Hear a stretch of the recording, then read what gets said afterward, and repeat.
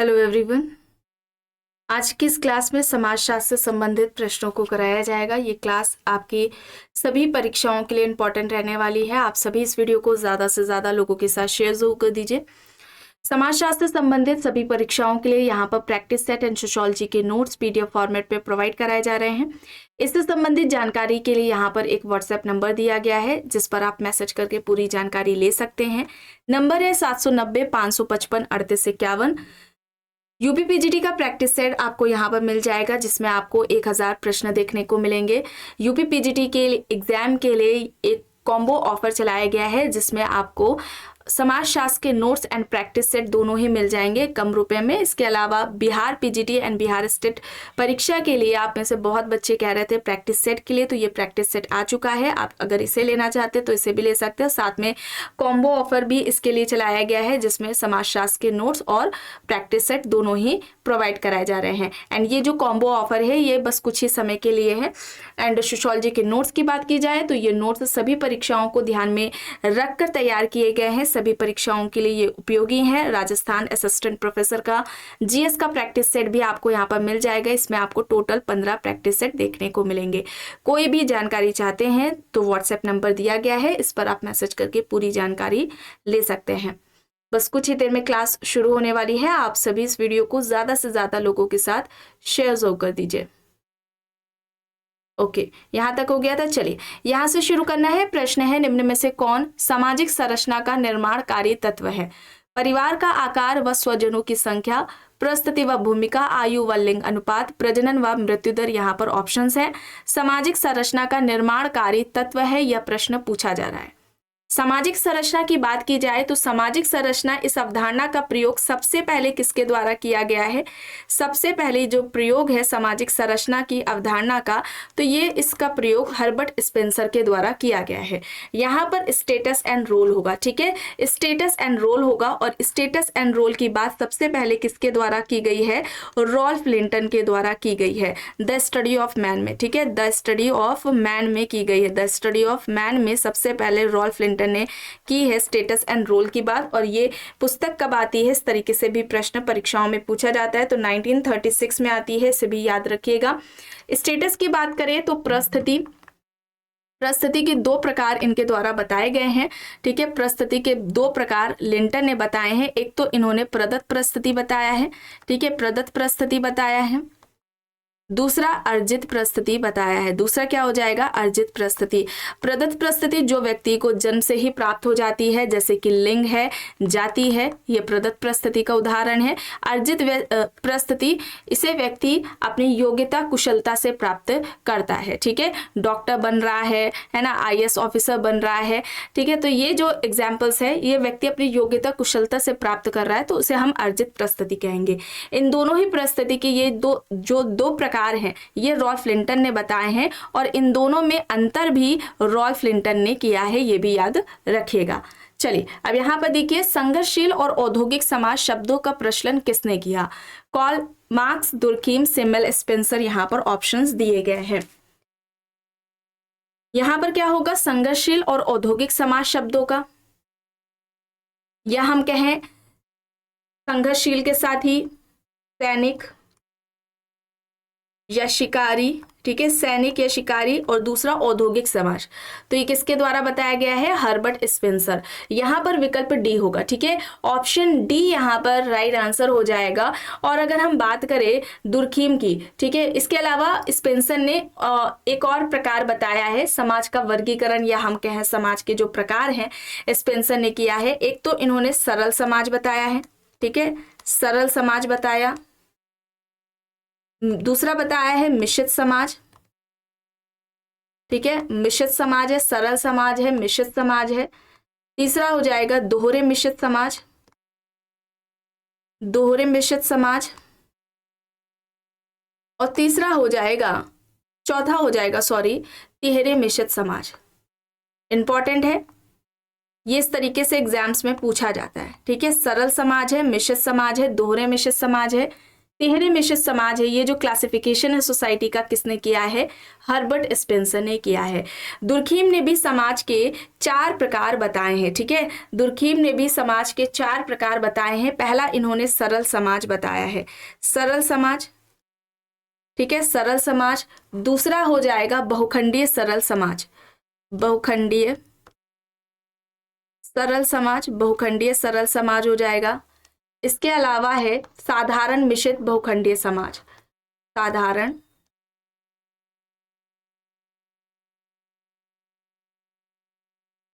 साधारण मिश्रित बहुखंडीय समाज। और चौथा हो जाएगा दोहरे मिश्रित बहुखंडीय समाज, दोहरे मिश्रित बहुखंडीय समाज। ये जो क्लासिफिकेशन है या टाइप्स है किसने बताए हैं? दुर्खीम ने बताए हैं। इंपॉर्टेंट है, इसे याद रखिएगा। आगे चलते हैं, देखते हैं निजी परिवार की अवधारणा इनमें से किसने दी है? ST Kimball, Goldthorpe and Lockwood, Young and Willmott, या फिर इनमें से कोई भी नहीं। निजी परिवार की अवधारणा किसने दी है? प्राइवेट फैमिली का कॉन्सेप्ट इनमें से किसके द्वारा दिया गया है? गोल्डथोप एंड लॉकवुड के द्वारा दिया गया है। यहाँ पर ऑप्शन बी होगा, विकल्प बी यहाँ पर सही है। यंग एंड विलमोट की बात करें तो इन्होंने 2 प्रकार के परिवार की बात की है। एक तो प्रतिशय परिवार है, प्रतिशय परिवार है, और दूसरा समन्वयवादी परिवार। प्रतिशय परिवार और समन्वयवादी परिवार की जो बात है ये किसने की है? यंग एंड विलमोट ने की है। यहाँ पर ऑप्शन बी है सही। प्रश्न है इनमें से किसने नाभिकीय मूल परिवार को सार्वभौमिक मानवीय समूह कहा? Murdock, Morgan, Briffault, Lucy Mair. यहाँ पर ऑप्शंस दिए गए हैं। नाभिकीय मूल परिवार को सार्वभौमिक मानवीय समूह किसके द्वारा कहा गया है? यहाँ पर मर्डॉक होगा, ठीक है, मर्डॉक होगा। मर्डॉक की पुस्तक है सोशल स्ट्रक्चर, सोशल स्ट्रक्चर है। 250 समाजों पर अध्ययन रहा है और उन सभी समाजों में परिवार का किसी न किसी स्वरूप का इन्होंने अध्ययन किया। उन सभी समाजों में परिवार के किसी न किसी रूप को इन्होंने पाया। इस आधार पर इन्होंने कहा था परिवार क्या है? एक सार्वभौमिक संस्था है, ठीक है। इन्होंने परिवार के 2 प्रकार बताए हैं, ठीक है। मर्डॉक ने परिवार के 2 प्रकार बताए हैं। एक तो है स्वतंत्र नाभिकीय परिवार, स्वतंत्र नाभिकीय परिवार है, और दूसरा परिवार है मिश्रित परिवार। स्वतंत्र नाभिकीय परिवार और मिश्रित परिवार की बात किसके द्वारा की गई है? मर्डॉक के द्वारा की गई है। प्रश्न है किसका मानना है कि भारत में परिवार का तात्पर्य संयुक्त परिवार से है? Max Muller, Majumdar, Irawati Karve, KM. Panikkar. यहाँ पर ऑप्शंस है। भारत में परिवार से मतलब परिवार का तात्पर्य या परिवार का अर्थ क्या है? संयुक्त परिवार से है। ये किसके द्वारा बात कही गई है? के.एम. पाणिकर के द्वारा। के.एम. पाणिकर, ऑप्शन डी यहाँ पर राइट आंसर हो जाएगा। के.एम. पाणिकर ने हिंदू सामाजिक संगठन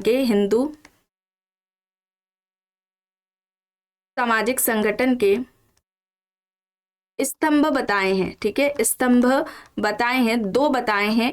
एक तो जाति प्रथा है और दूसरा संयुक्त परिवार है। जाति प्रथा या जाति व्यवस्था, दूसरा संयुक्त परिवार, ठीक है, इसे याद रखिएगा, इंपॉर्टेंट है। ऑप्शन डी यहाँ पर सही हो जाएगा। प्रश्न है एक ही परिस्थिति से अनेक भूमिकाओं का निर्वहन करना कहलाता है? ऑप्शंस हैं बहुल भूमिका, भूमिका सकुल, परिस्थिति सकुल, गतिशील भूमिका। सही यहाँ पर क्या हो जाएगा? एक ही परिस्थिति से अनेक भूमिकाओं का निर्वहन करना क्या कहलाता है? इसे हम क्या कहेंगे? भूमिका सकुल कहेंगे। ऑप्शन बी यहाँ पर राइट आंसर हो जाएगा। भूमिका बहुल भूमिका, भूमिका सकुल या परिस्थिति सकुल की बात करें तो ये जो तीनों अवधारणाएं हैं, ठीक है, ये तीनों ही अवधारणाएं किसके द्वारा दी गई हैं? रॉबर्ट किंग मर्टन के द्वारा दी गई हैं। ऑप्शन बी यहाँ पर राइट आंसर हो जाएगा, ठीक है, भूमिका सकुल यहाँ पर सही है। प्रश्न है लेवेरेट का अर्थ है, ऑप्शन है पत्नी के जीवित होते हुए किसी व्यक्ति का अपनी पत्नी की बहन से विवाह करना, पत्नी की मृत्यु के पश्चात किसी व्यक्ति का पत्नी की बहन से विवाह करना, किसी महिला का पति के जीवित होते हुए पति के भाई से विवाह करना, या फिर किसी महिला के पति की मृत्यु के पश्चात पति के भाई से विवाह करना। लेवेरेट प्रथा किसी महिला के पति की मृत्यु के बाद पति के भाई से विवाह करना क्या कहलाता है? लेवेरेट प्रथा कहलाता है। याद रखिएगा, ये जो भाई है, अगर ये बड़ा भाई है, ठीक है, और उस भाई के साथ विवाह हो रहा है तो ऐसे विवाह को हम क्या कहेंगे? ज्येष्ठ विवाह कहेंगे। भाई अगर छोटा है तो ऐसा विवाह क्या कहलाएगा? देवर विवाह। ठीक है, देवर विवाह कहलाएगा। चलिए आगे देखते हैं। प्रश्न है, किस विद्वान का कहना है कि स्त्रीकरण एक वैदिक प्रक्रिया है जबकि विभेदीकरण अवैदिक प्रक्रिया है? Olson, Talcott, Parsons, Neumeyer, Ogburn and Nimkoff. यहाँ पर ऑप्शंस हैं। स्त्रीकरण एक वैदिक प्रक्रिया है जबकि विभेदीकरण अवैदिक प्रक्रिया है। यहाँ पर सही क्या होगा? और स्तर विहीन समाज की कल्पना एक स्तर विहीन समाज होना एक काल्पनिक बात है। ऐसा कोई भी समाज नहीं है जहां पर स्ट्रैटिफिकेशन ना पाया जाता हो। किसका कहना था? सोरोकिन का कहना था। ठीक है, सोरोकिन का कहना था स्ट्रैटिफिकेशन हमें हर समाज में देखने को मिलता है। यहाँ पर सही होगा ओल्सन। ठीक है, ओल्सन सही होगा। ऑप्शन ए यहाँ पर राइट आंसर हो जाएगा। प्रश्न है, सोरोकिन तथा वेबर ने सामाजिक स्त्रीकरण के किस आधार का उल्लेख किया है? आर्थिक, राजनीतिक, व्यावसायिक या फिर उपयुक्त सभी? सोरोकिन तथा वेबर ने स्त्रीकरण के किस आधार का उल्लेख किया है?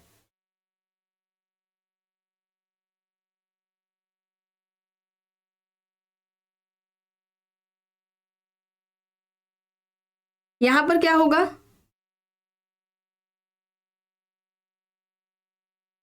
यहाँ पर सोरोकिन की बात की जाए, ठीक है, वेबर को मत लीजिए साथ में। सोरोकिन ने स्त्रीकरण के ये 3 आधार बताए थे, आर्थिक, राजनीतिक, व्यवसायिक। वेबर की अगर हम बात करें तो वेबर ने स्त्रीकरण का त्रिआयामी सिद्धांत दिया था। ठीक है, त्रिआयामी सिद्धांत दिया था जिसमें इनका तात्पर्य था आर्थिक, एक आर्थिक था, दूसरा सामाजिक था, आर्थिक, सामाजिक और राजनीतिक। ये इस तरीके से भी पूछ लिया जाता है, या फिर वर्ग, परिस्थिति और दल। ठीक है, क्लास, स्टेटस एंड पार्टी, इस तरीके से भी पूछ लिया जाता है। ये स्त्रीकरण के आधार किसने बताए हैं? तो ये वेबर ने स्त्रीकरण का त्रिआयामी सिद्धांत दिया था। ये 3 आधार या 3 आयाम वेबर द्वारा बताए गए हैं। यहाँ पर ऑप्शन डी होगा, जो कि सोरोकिन ने सामाजिक स्त्रीकरण के इन 3 स्वरूपों या इन 3 आधारों की बात की है। प्रश्न है, योग्यता एवं पुरस्कार पर आधारित सामाजिक स्त्रीकरण के समाकलनात्मक प्रकार पर कौन सिद्धांत बल देता है? मार्क्सवादी, सांस्कृतिक, प्रकार्यात्मक सिद्धांत या फिर मध्य अभिसीमा का सिद्धांत? सही यहाँ पर क्या होगा? सही यहाँ पर प्रकार्यात्मक सिद्धांत है। और सामाजिक स्त्रीकरण का प्रकार्यात्मक सिद्धांत किंग्सले डेविस एंड विल्बर्ट मूर के द्वारा दिया गया था सम प्रिंसिपल्स ऑफ स्ट्रैटिफिकेशन में। और इस सिद्धांत की आलोचना किसने की थी? ट्यूमेन ने की थी। यहाँ पर ऑप्शन सी है सही। प्रश्न है, अब यहाँ पर देखिए, जाति व्यवस्था की उत्पत्ति का सिद्धांत दिया गया है। सभी सिद्धांत इसका मिलान करना है। जाति उत्पत्ति का धार्मिक सिद्धांत की अगर हम बात करें तो ये जो सिद्धांत है ये होकार्ट एंड सेनाट के द्वारा दिया गया है। एक का थर्ड है। अब यहाँ पर ये 2 विकल्प है, इन दोनों में से देखना है। जाति उत्पत्ति का आदिम संस्कृति या मानक का सिद्धांत किसके द्वारा दिया गया है? ये हट्टन के द्वारा दिया गया है। 4th है, यहाँ पर बी का 4th है, दोनों ही ऑप्शन में। जाति व्यवस्था की उत्पत्ति का ब्राह्मणों की चतुर्युक्ति का जो सिद्धांत है ये किसके द्वारा दिया गया है? ये घुरिये एंड अबेडुबाई के द्वारा दिया गया है। यहाँ पर क्या हो जाएगा? सी का सेकेंड हो जाएगा, सी का फर्स्ट हो जाएगा, सॉरी। और जाति व्यवस्था की उत्पत्ति का व्यवसायिक सिद्धांत ये नेस्फेल्ड के द्वारा दिया गया है। यहाँ पर ऑप्शन बी हो जाएगा। ठीक है, यहाँ पर क्या होगा? विकल्प बी यहाँ पर राइट आंसर है। और जाति उत्पत्ति का याद रखिएगा, जाति उत्पत्ति का उद्विकासीय सिद्धांत, जाति उत्पत्ति का उद्विकासीय सिद्धांत किसके द्वारा दिया गया है? तो ये इबेटसन के द्वारा दिया गया है। इबेटसन ने जाति उत्पत्ति का उद्विकासीय सिद्धांत दिया था। प्रश्न है, कथन है जाति एक बंद वर्ग है, कारण कोई भी खुला वर्ग जाति नहीं हो सकता। क्या होगा यहाँ पर? जाति एक बंद वर्ग है, कोई भी खुला वर्ग जाति नहीं हो सकता। जाति एक बंद वर्ग है, ये किसका कहना था? मजूमदार का। ठीक है, मजूमदार ने ये बात कही है। यहाँ पर क्या होगा? ऑप्शन ए होगा। ए और आर दोनों ही सही है, आर ए की सही व्याख्या है। प्रश्न है, एक सामाजिक वर्ग समुदाय का वह भाग है जो सामाजिक स्थिति के आधार पर दूसरों से पृथक किया जा सके। उपयुक्त परिभाषा किस समाजशास्त्री से संबंधित है? Ogburn and Nimkoff, Ginsberg, MacIver and Page, C Wright Mills यहाँ पर ऑप्शंस है। यहाँ पर क्या हो जाएगा? यहाँ पर मैकेवर पेज है, मैकेवर पेज, ऑप्शन सी यहाँ पर सही हो जाएगा। संस्कृतिकरण के संदर्भ में निम्न में से कौन सा कथन सही है ये बताना है।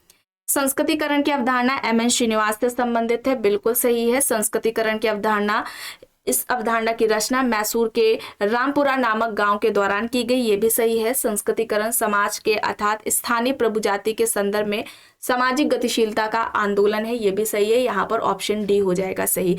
विकल्प डी यहाँ पर राइट आंसर हो जाएगा। और किस पुस्तक में इन्होंने दिया है? रिलीजन एंड सोसाइटी,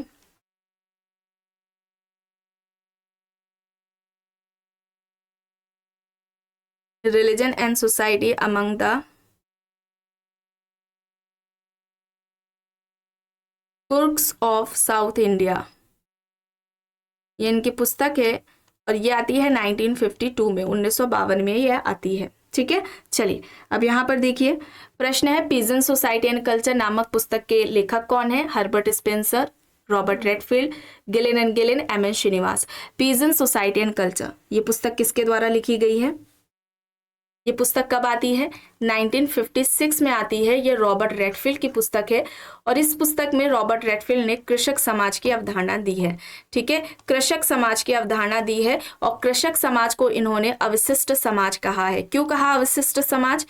क्योंकि इनका कहना था कि जब हम रूरल सोसाइटी से, ग्रामीण समाज से जब हम जनजाति समाज को अलग कर देते हैं तो जो बचा हुआ अवशिष्ट भाग होता है, इसको ही इन्होंने क्या कहा है? कृषक समाज कहा है। ठीक है, यहाँ पर ऑप्शन बी रॉबर्ट रेडफील्ड यहाँ पर सही हो जाएगा।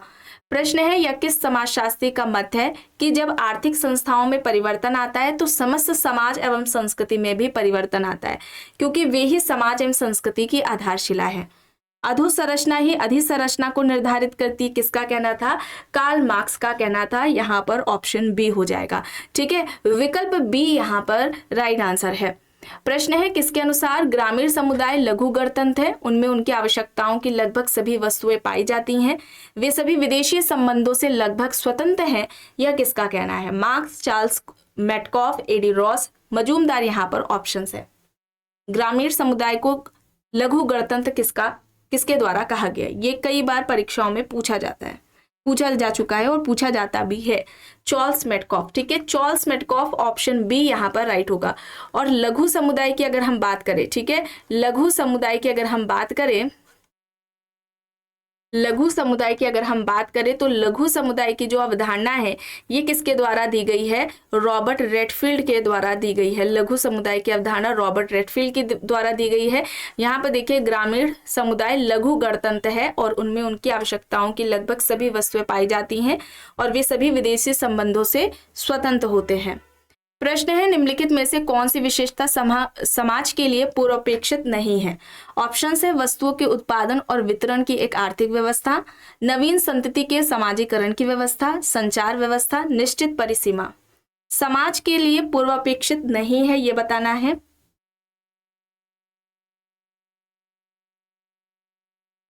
यहां पर क्या हो जाएगा? यहां पर संचार व्यवस्था हो जाएगा। ऑप्शन सी यहां पर राइट आंसर होगा। निम्न में से किससे मिलकर समुदाय बनता है? भारतीय मूल के निवासी, इलाहाबाद में रहने वाले बंगाली ब्राह्मण, भारतीय समाज, व्यापार संघ, आंदोलन। समुदाय की अगर हम विशेषताओं या लक्षणों की बात करें तो निश्चित क्षेत्र होता है, समुदाय का विशिष्ट नाम होता है, स्वतः उत्पत्ति होती है समुदाय की, अनिवार्य सदस्यता होती है। ठीक है, अनिवार्य सदस्यता होती है समुदाय की। इसके अलावा अगर हम बात करें, सामान्य जीवन होता है व समान संस्कृति होती है। ये भी याद रखिएगा, समान जीवन व समान संस्कृति इसमें हमें देखने को मिलती है और सामुदायिक भावना पाई जाती है। ठीक है, सामुदायिक भावना पाई जाती है। ये सभी जो विशेषताएं हैं ये समुदाय से संबंधित है, जो यहाँ पर आपको बताई गई हैं। इन सभी से प्रश्न पूछा जाता है, इसे आप याद रखेंगे। और ये क्या है? स्थायी है। ठीक है, स्थायी प्रकृति होती है इसकी, समुदाय की। चलिए, यहाँ पर इलाहाबाद में रहने वाले बंगाली ब्राह्मण होगा, विकल्प बी यहाँ पर सही होगा। प्रश्न है, यह एक अंतर्विवाही समूह है जो पवित्र और अपवित्र के सिद्धांत पर आधारित है। इस समूह को कहा जाता है जनजाति बंध जाति संपदा, पवित्र अपवित्र के सिद्धांत पर आधारित है, अंतर्विवाही समूह है। ये किसके बारे में बात हो रही है? यहाँ पर जाति की बात हो रही है, कास्ट के बारे में बात हो रही है। तो यहाँ पर ऑप्शन सी होगा। ठीक है, विकल्प सी यहाँ पर राइट आंसर हो जाएगा। प्रश्न है, भारत में जनजातियों के विकास के लिए सरकार को राष्ट्रीय उपवन का सुझाव किसने दिया? Ghurye, Majumdar, Verrier Elwin, Hutton. यहाँ पर ऑप्शंस हैं। घुरिये ने आत्मसात की बात की थी। आत्मसात की नीति की बात किसने की है? घुरिये ने की है। अनुसूचित जनजाति शेड्यूल जो ट्राइब्स है उनको क्या कहा था? पिछड़े हिंदू कहा था। ये पूछा जाता है, अनुसूचित जनजाति को पिछड़े हिंदू किसने कहा? घुरिये ने। घुरिये ने अनुसूचित जनजातियों की समस्याओं को दूर करने के लिए आत्मसात नीति की बात की थी। नेशनल पार्क का जो कॉन्सेप्ट है ये वेरियर एल्विन के द्वारा दिया गया है और वेरियर एल्विन ने अनुसूचित जनजाति को क्या कहा था? वनवासी कहा था। क्या कहा था?